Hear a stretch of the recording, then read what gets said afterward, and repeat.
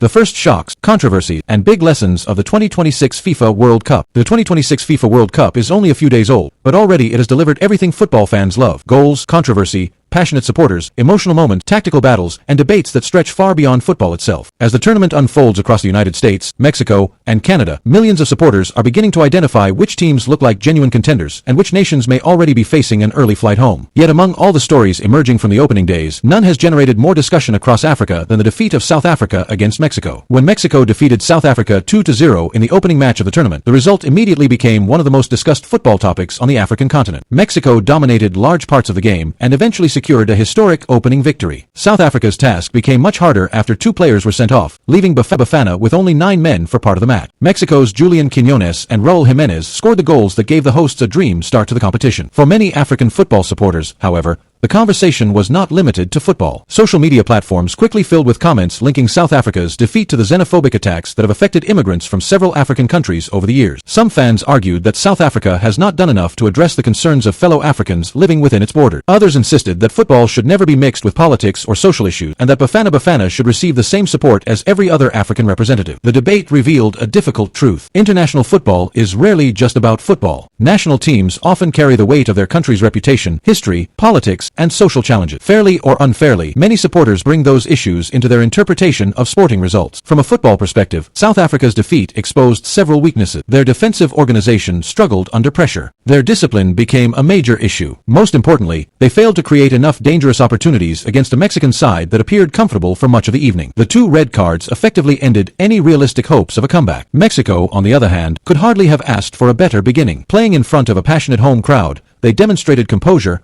energy, and confidence. While some analysts believe they missed opportunities to win by a larger margin, the 3 points were all that truly mattered. Mexico now sits in a strong position heading into the next round of group matches. If the opening match created controversy, the second Group A encounter delivered drama. South Korea entered their clash against Czechia with considerable expectation. Many observers viewed them as one of Asia's strongest representatives at the tournament. Yet the match did not begin according to plan. Czechia took the lead and appeared capable of causing a major upset. What followed demonstrated why South Korea remains one of the most respected football nations outside Europe and South America. Instead of panicking, they controlled possession, dominated midfield areas, and gradually imposed themselves on the game. Their patience was rewarded with an equalizer before a late winning goal completed a 2-1 comeback victory. Key players such as Son Heung-min and Hwang In-beom played important roles as South Korea moved into contention for the top spot in Group A. The significance of that result extends beyond 3 points. It immediately transformed the dynamics of Group A. South Korea and Mexico now appear to be the early favorites to advance, while South Africa and Czechia face enormous pressure in their remaining fixture. Meanwhile, attention shifted north to Canada, where the co-hosts opened their campaign against Bosnia and Herzegovina. Canadian football has experienced remarkable growth over the last decade. Expectations among home supporters are therefore higher than ever before. Yet the opening match served as a reminder that World Cup football rarely follows a predictable script. Canada and Bosnia shared the points in a 1-1 draw. While the result was not disastrous for either side, it left both teams with mixed feelings. Canada showed moments of quality but failed to fully capitalize on home advantage. Bosnia demonstrated resilience and organization, proving that they are capable of competing with more highly rated opponents. The draw leaves Group B wide open as the remaining teams prepare to enter the competition. Perhaps the most impressive performance among the hosts came from the United States. Facing Paraguay, the Americans produced an energetic display that immediately caught the attention of tournament observers. The United States entered the tournament carrying enormous expectation. As one of the host nations, they understand that supporters expect more than simply advancing from the group stage.